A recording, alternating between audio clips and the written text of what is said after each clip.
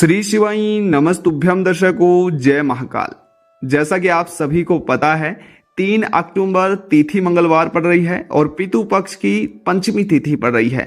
इसी के साथ पूज्य गुरुदेव ने अपनी कोटा वाली शिव महापुराण कथा में पितु पक्ष की इस पंचमी तिथि के 3 उपायों का वर्णन किया है। पूज्य गुरुदेव ने अपनी कथा में बताया है कि इन 3 महा उपायों को करने से हमारे पितरों का आशीर्वाद हमें प्राप्त होता है। हमारे जीवन के कष्ट, हमारे जीवन की मनोकामना, हमारे जीवन में आ रही तमाम समस्या पूरी तरह से समाप्त हो जाती हैं।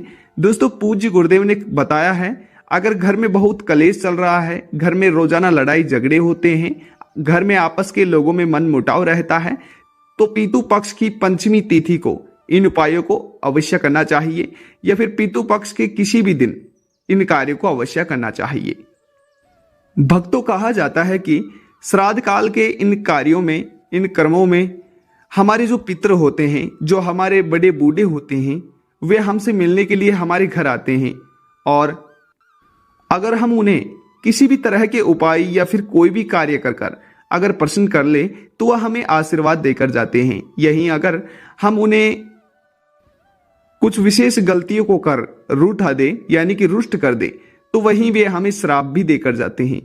दर्शकों, पूज्य गुरुदेव ने अपनी कोटा वाली शिव महापुराण कथा में इन 3 महा उपायों का वर्णन किया है और पूज्य गुरुदेव ने बताया है कि इन 3 महा उपायों को करने से मनोकामना पूर्ण होती है, जीवन के तमाम कष्ट दूर होते हैं, मनोकामना पूर्ण होती है, घर में सुख और समृद्धि बनी रहती है, साथ ही हमारे पितृ जो देवता होते हैं वे भी प्रसन्न हो जाते हैं।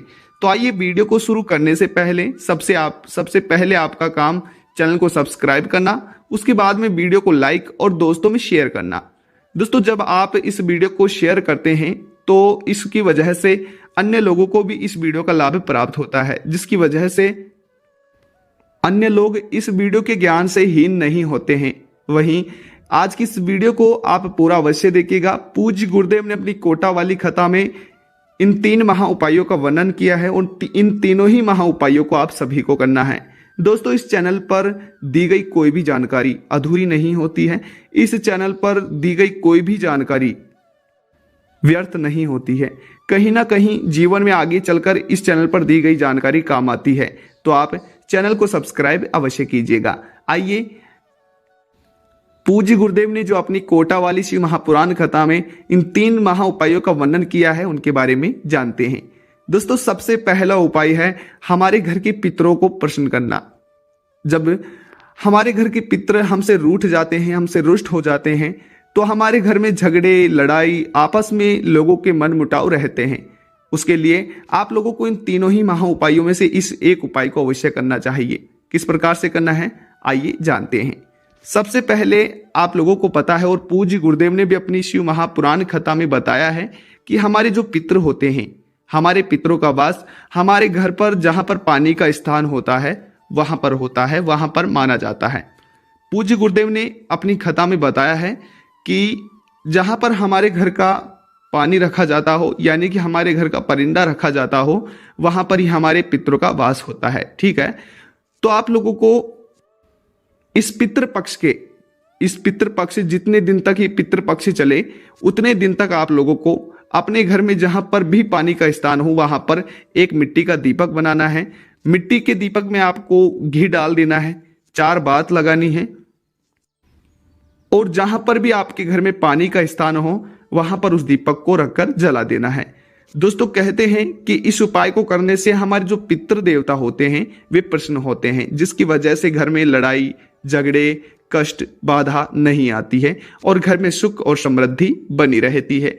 तो हमने एक उपाय जान लिया है, अब जानते हैं अगले उपाय के बारे में। आइए दोस्तों, दूसरा उपाय है घर की सुख और समृद्धि के लिए। और अगर आपके घर में कोई रोगी है, किसी को कोई भी रोग हो गया है, कैंसर या काफी दिनों से बीमार चल रहे हैं या फिर कोई सा भी रोग हो, तो आप इस उपाय को पितु पक्ष के दौरान अवश्य कर सकते हैं। दोस्तों, पूज्य गुरुदेव ने अपनी कथा में भी बताया है कि 1 लोटा जल सभी समस्याओं का हल। पूज्य गुरुदेव ने कहा है कि हम हमारी सभी प्रकार की समस्याओं को केवल 1 लोटे जल के इस उपाय को कर समाप्त कर सकते हैं। इस उपाय को करने के लिए आप लोगों को पितृ पक्ष के किसी भी दिनों में एक दिन ये उपाय करना है। आप लोगों को सबसे पहले एक पीतल का लोटा लेना है। पीतल का लोटा लेकर आप लोगों को उसमें आधा जल भर लेना है और आधा आप लोगों को कच्चा दूध डाल देना है। और अगर हो सके आपके घर में कच्चा दूध ना हो तो आप उसमें अपने घर के पूजा स्थल पर रखे गंगा जल के 2 बूंद 2 चम्मच भी डाल सकते हैं।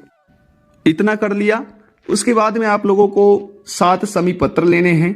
समी पत्र आपको अपने घर के आसपास या कहीं भी मिल जाएंगे, या फिर आप भगवान शिव के मंदिर में जाए या फिर किसी भी मंदिर में जाए, वहां पर भी आप लोगों को समी पत्र मिल जाएंगे। ये सब चीजें लेने के बाद में आपको भगवान शिव के मंदिर में जाना है।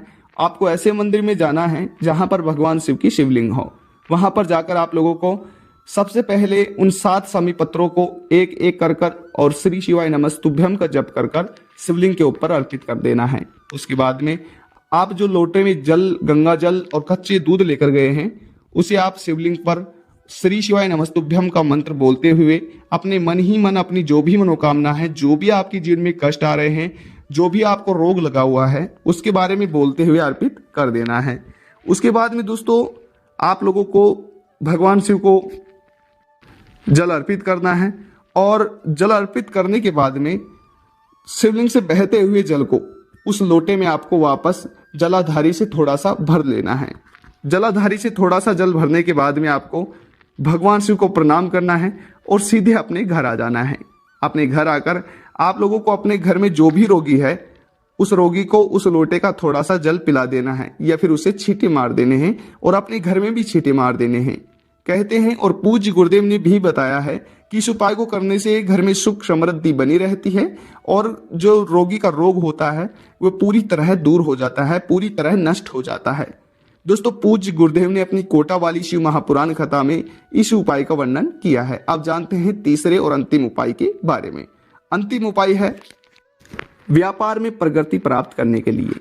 दोस्तों पूज्य गुरुदेव ने बताया अगर आपके जीवन में बहुत कष्ट आ रहे हैं, आपको अपने किसी भी कार्य में लाभ नहीं मिल रहा है, आप किसी कार्य के लिए बहुत मेहनत कर रहे हैं, किसी पद को पाने के लिए बहुत मेहनत कर रहे हैं लेकिन आपको उस पद की प्राप्ति नहीं हो रही है, या फिर आप कोई व्यापार करते हैं, आप लोगों को व्यापार में लाभ नहीं मिल रहा है, जीवन में बहुत कष्ट आ रहे हैं, यानी कि हर कदम कदम पर बाधा आ रही है, या फिर जिस भी काम को आप करते हैं वह काम उल्टा ही हो जाता है, या फिर किसी भी काम को आप करते तो ठीक है लेकिन वो किसी न किसी तरह बिगड़ जाता है, तो केवल पूज्य गुरुदेव के द्वारा बताया गया एक बार इस उपाय को भी आप जरूर कीजिएगा। इस उपाय को करने के लिए आप लोगों को ज्यादा कुछ नहीं करना है। पितृ पक्ष की किसी भी कार्यों, किसी भी दिनों में आपको सोमवार का दिन देखना है। सोमवार के दिन आपको सुबह जल्दी उठना है, ब्रह्म मुहूर्त में सुबह जल्दी उठने के बाद में आपको स्नान करना है। स्नान करने के बाद में आपको हो सके तो पीले वस्त्र पहने या फिर आप चाहे तो सफेद वस्त्र भी पहन सकते हैं। आपको इस चीज का ध्यान रखना है कि आपको भूल से भी काले वस्त्र नहीं पहनने हैं। उसके बाद में आप लोगों को क्या करना है, आप लोगों को 8 बेल पत्र लेने हैं, साथ ही आप लोगों को लेना है 1 दीपक।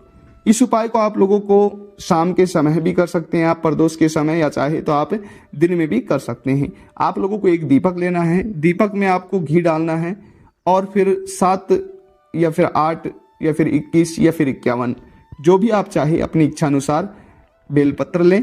बेलपत्र पे आपको पीछे की तरफ अपनी मनोकामना लिखनी है और बेलपत्र की चिकनी साइड आप लोगों को एक टिपकी रख देनी है केवल चंदन की। और उसके बाद में आपको शिवलिंग में जाना है, शिवलिंग के पास जाना है। शिवलिंग के पास जाकर आप लोगों को शिवलिंग पर 8 बेलपत्र अर्पित करने हैं अपनी मनोकामना बोलते हुए, और फिर आप लोगों को भगवान शिव के मंदिर की चौखट पर उस दीपक को जलाकर चुपचाप आ जाना है।